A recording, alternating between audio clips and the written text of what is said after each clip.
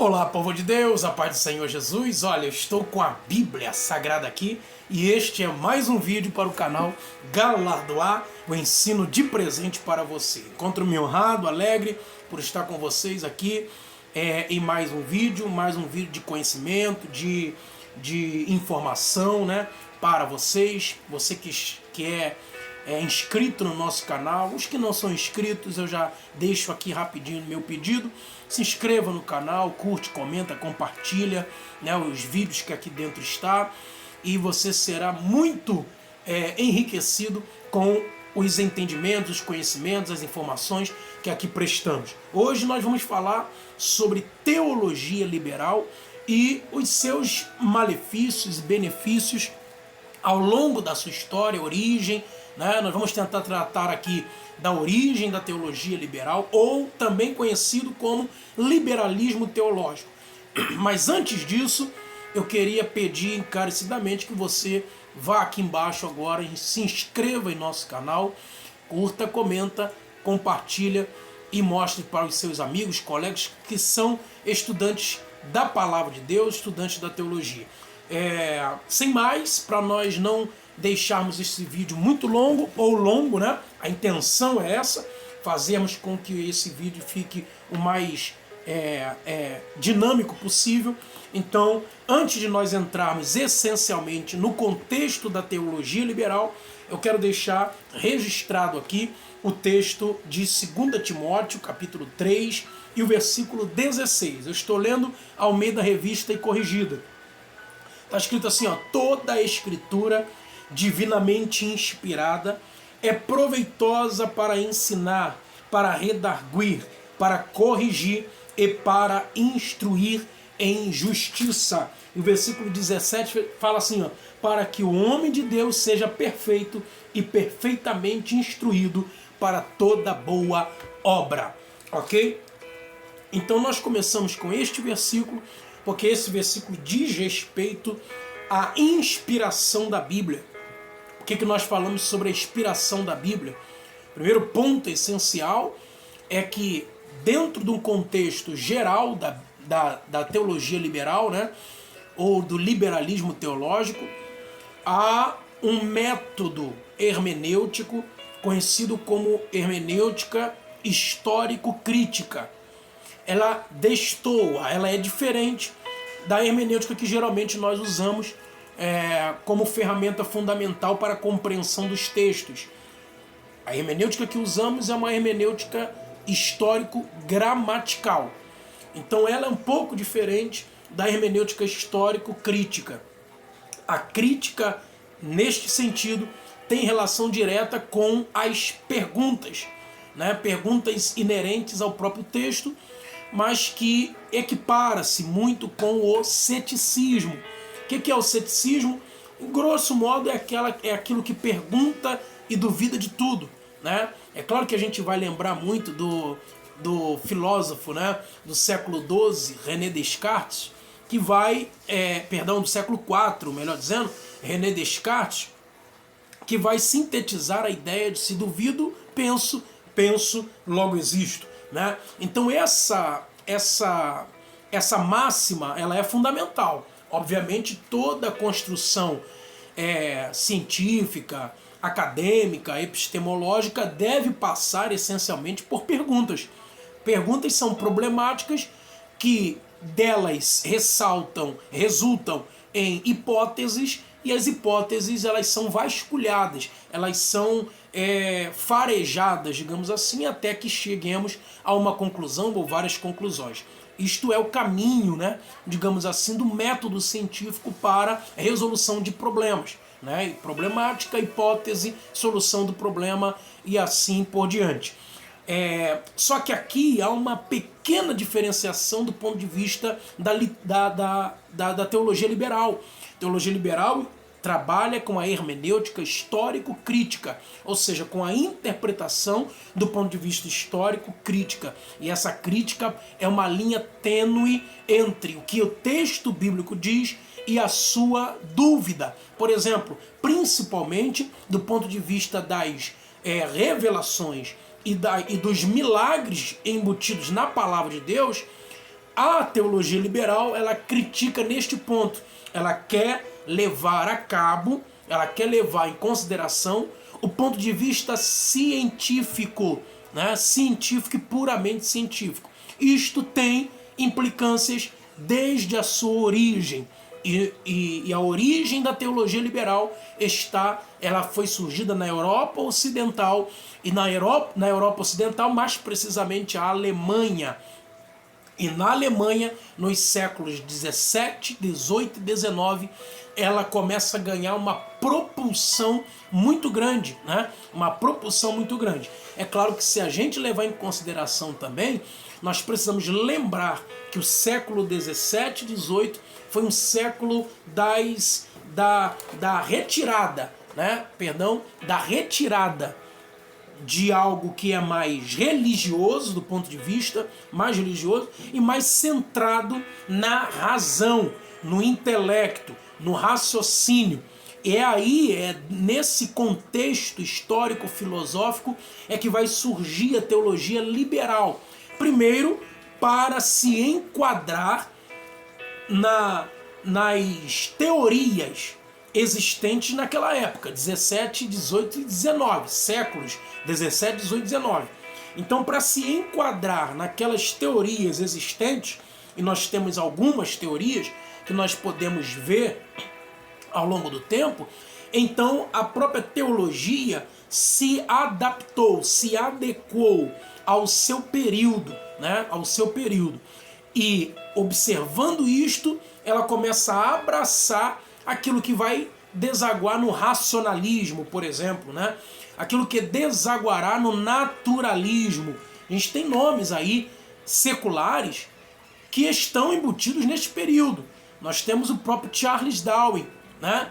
E o Alfred Wallace, que são naturalistas, e você sabe muito bem que criou a teoria da evolução, por exemplo. Então tudo estava girando em torno do ponto de vista da razão, do racional, da natureza, natureza nesse sentido, da natureza. Então nada mais justos entre aspas aqui, né? Nada mais justo do que a teologia também abraçar essa fórmula. Qual foi o problema? É que por causa do raciocínio, da razão, da racionalidade, da naturalidade dos fatos, é que começou a adentrar a teologia um ceticismo exagerado. Ou seja, as perguntas inerentes à Bíblia Sagrada já não eram mais aquelas tradicionais. Por isso, o que não é tradicional do ponto de vista teológico, bíblico, se torna liberal. Deu para entender aí? Então, o que não é tradicional, ou seja, aquilo que a igreja até o século XVI pregava, principalmente o século XVI com a reforma protestante, aquilo que o século XVI pregava, até então era que a Bíblia era algo infalível. Né? Você tem a visão da Igreja Católica Apostólica Romana em que o Papa também é infalível. Então você tem a infalibilidade bíblica, né? A inerrância bíblica, e você tem uma ideia de que o Papa era o detentor dessa intelectualidade bíblica, e só ele poderia responder ou dizer ou ditar o que a Bíblia queria ou não relatar. Esse foi um dos problemas que o Agostinho Martinho Lutero combateu, ou seja, com a infalibilidade papal. Então um dos problemas que Martinho Lutero combateu foi a infalibilidade papal. Ora, o Papa é um homem, como um homem é falível, é possuidor de falhas, então não é a palavra dele a detentora de toda a verdade. O segundo ponto não é o Papa somente que pode ler as Escrituras, que pode ler a Bíblia Sagrada. Ou seja, todas as pessoas são sacerdotes de si mesmo e podem ler a Bíblia interpretando-a de acordo com o que a inspiração e a iluminação do Espírito. Então ele tira da igreja, Martinho Lutero, dentro das suas 95 teses, ele tira da igreja e do Papa essa vertente Um dos pontos, né, da reforma, de certa forma, levantou a possibilidade de interpretações variadas. Essas interpretações variadas foram, portanto, uma mola propulsora para haver, no meio teológico, várias interpretações. Então isso começa no século XVI, 1517, com a Reforma Protestante. Então o teólogo A interpreta o mesmo texto de forma diferente do teólogo B. E agora começa a sair da cátedra e passa às massas. Então a população plebeia começa também a ter acesso às escrituras por causa daquilo que Lutero também conseguiu, que foi traduzir a Bíblia para a sua língua. Nós lembramos que Lutero é alemão e ele vai traduzir a Bíblia para o alemão, para a língua materna. Então os alemães plebeus da massa, né? Até então 90% da população era analfabeta. Você vai começar a ter que ter escolas públicas para que essas pessoas possam aprender a ler e logo em seguida ler as escrituras sagradas, a fim de que eles então tenham a sua interpretação. E por causa disso, homens comuns começam a interpretar a Bíblia também. Isso vai abrir precedente para que houvesse outras referências e outras formas de avaliar a Bíblia e interpretar a Bíblia. Século XVI. Como combate a esta visão, a Igreja Católica Romana vai fundar, estabelecer uma reunião, uma assembleia de bispos que estavam contra as ideias de Lutero. E essa reunião é chamada do Concílio de Trento. E no Concílio de Trento, em 1549, vai ser estabelecido a Contra-Reforma. Ou seja, são respostas às 95 teses de Lutero, grosso modo, né? A resposta às 95 teses de Lutero.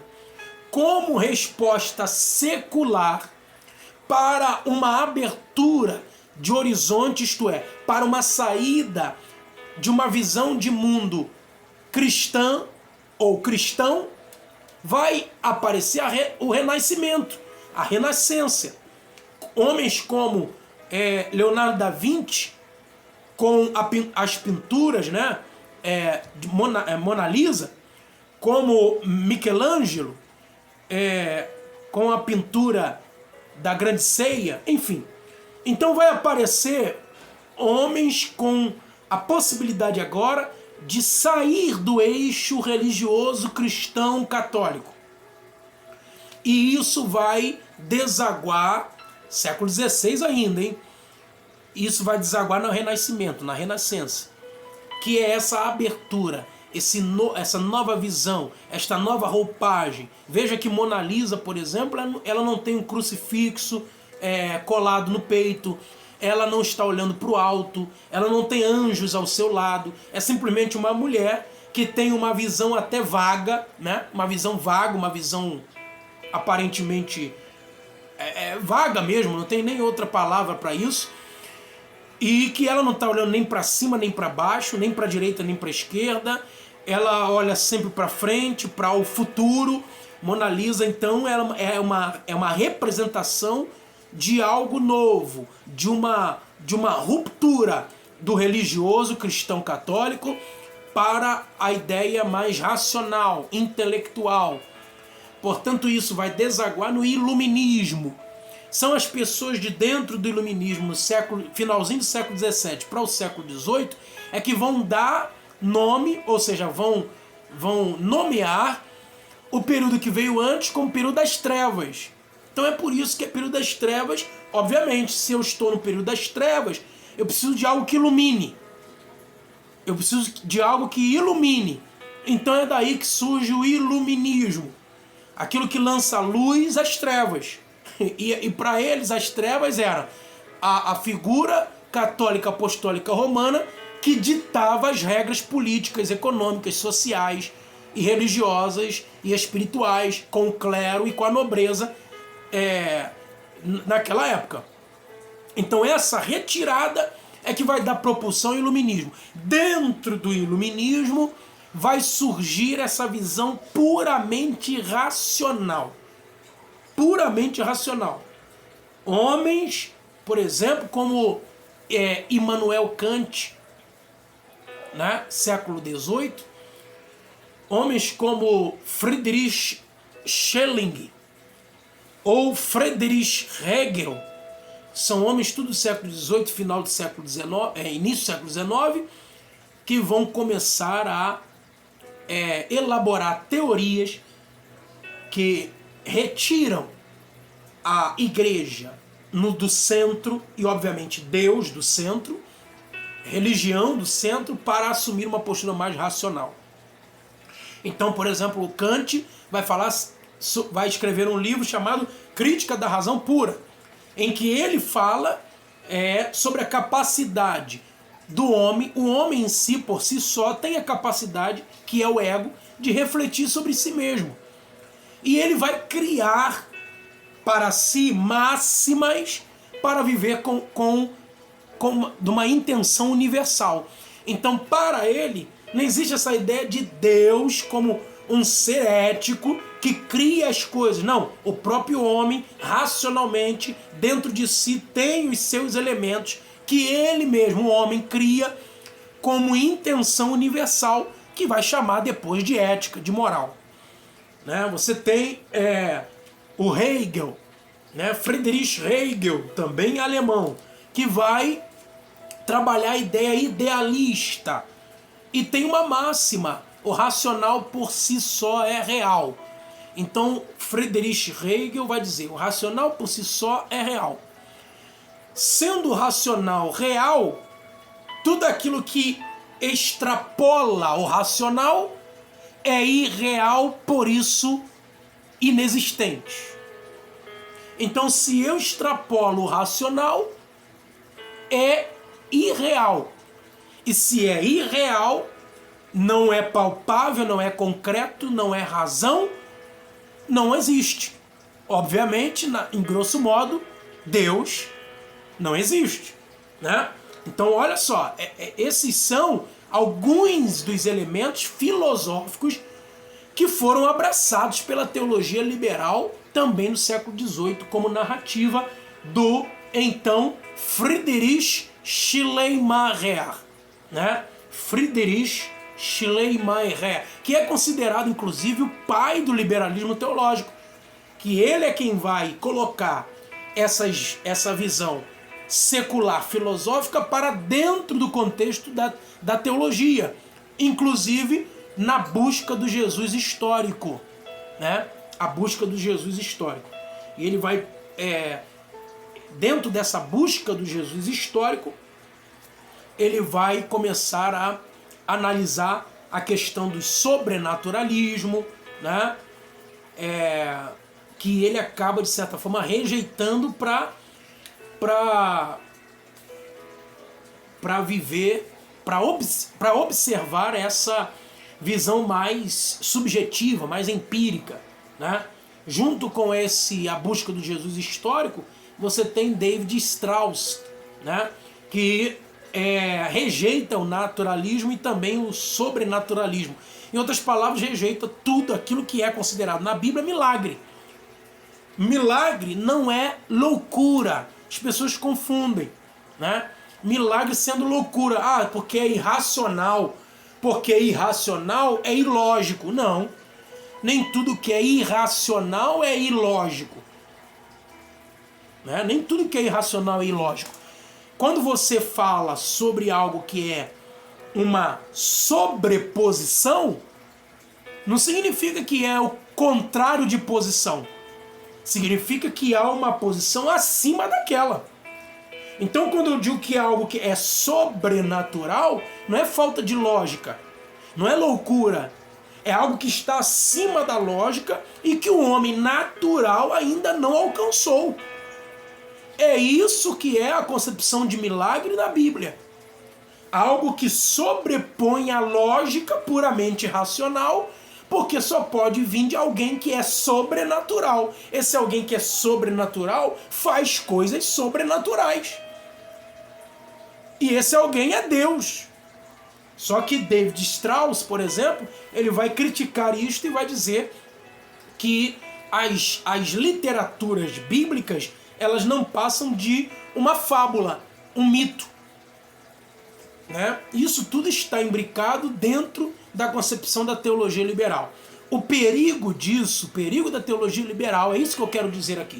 O perigo da teologia liberal é abraçar demais o racional e esquecer que Deus é sobre-racional. Que a nossa lógica, a nossa mente humana é muito mesquinha, é muito limitada para alcançar a soberania desse Deus.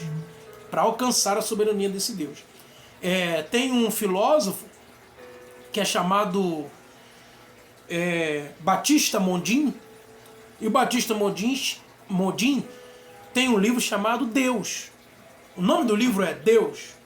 E ele chama esse Deus de um ser totalmente outro. Claro, ele pede emprestado isso de outros filósofos, né? Mas é ele quem sistematiza essa concepção a partir do livro que foi inclusive editado pela editora Paulus, uma editora séria inclusive, né? E ele vai dizer que Deus é um ser totalmente outro. Ou seja, se ele é um ser totalmente outro, nós é que precisamos chegar ao máximo às entranhas, ou tentar chegar ao máximo às entranhas de Deus, e não o contrário. Né? E simplesmente, se eu não consigo alcançar as entranhas de Deus, é muito fácil simplesmente negá-lo. Eu não consigo chegar às entranhas de Deus. Ah, então Deus não existe? Logo, o que eu não conheço não existe? O que eu não conheço não existe? É simples assim? Será que a filosofia é tão simples assim? O que eu não alcanço não existe? O que eu não conheço não existe? Né? Nunca fui em outro país, eu não conheço nem se ele está no mapa ou não. Enfim, aí ele não existe? Só porque eu não fui lá, só porque eu não conheço? Então não é por aí. Né? A teologia liberal, ela tem as suas peculiaridades, né? Ela tem inclusive o seu lugar dentro da teologia, mas o nosso cuidado como cristão tradicional, verdadeiro, que tem a Bíblia como fonte de regra, de fé e de prática. Como diz Norman Geisler no livro Introdução Bíblica, como a Bíblia chegou até nós, ele vai dizer: a Bíblia não contém a palavra de Deus. A Bíblia é a palavra de Deus. Né? Quem diz que a Bíblia contém a palavra de Deus é o teólogo alemão historiador chamado J. Solon Sandler. Então Sandler, ele vai dizer que a Bíblia não é a palavra de Deus, mas contém a palavra. Quer dizer, tem coisas ali que Deus até fala, mas tem coisas que não é Deus falando, não é Deus inspirando. Ou seja, tira e descredibiliza aquilo que nós lemos no início desse texto, dessa pequena aula, né? Desse vídeo. Descredibiliza o que está escrito em 2 Timóteo, capítulo número 3. Toda a escritura divinamente inspirada. E a palavra inspirada ali no original grego é theospneustos, que significa inspirar, é sopro de Deus para dentro do homem. Então a inspiração primária, gente, não é cópia da cópia da cópia. A inspiração primária se deu 100% divino. Deus sopra as palavras nos escritores bíblicos.